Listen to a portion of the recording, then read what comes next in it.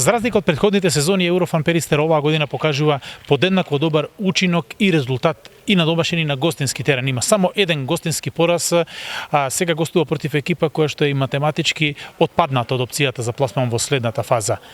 Сепак Тата Бања ќе се респектира и надпреварот во вторник ќе биде како и сите други во групата.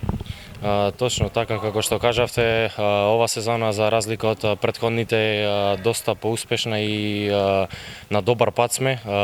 Се подготвуваме за секој надпревар максимално, ги анализираме сите противници и сме во добра серија и тоа ме радува што одиме на нагорна линија и имаме шанси за првото место во група која ни е секако и цел, зашто да не, ако можеме да го обезбедиме тоа прво место.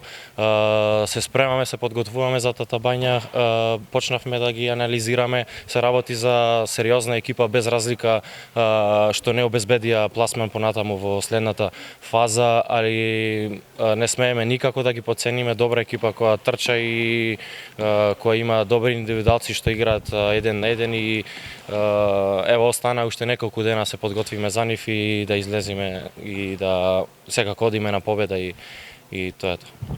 Партизан, Ним и Кадетен Шафхаузен, како и домашните дуели со Бутел и Пролет, беа одиграни со една скратена ротација. Многу од вас игра па и по 60 минути. Како физички се чувствува екипата? Точно така, малку имавме проблеми и со короната, некои играчи па ростерот ни беше скратен и неколку утакмици ги сврзавме со помал ростер. Има умор, али ќе заборавиме на уморот, ќе гледаме максимално се подготвиме, ево се враќаат неколку играчи кои ни фалеа во претходните утакмици и ќе имаме поголем ростер за ротација на оваа утакмица со Тата Бања.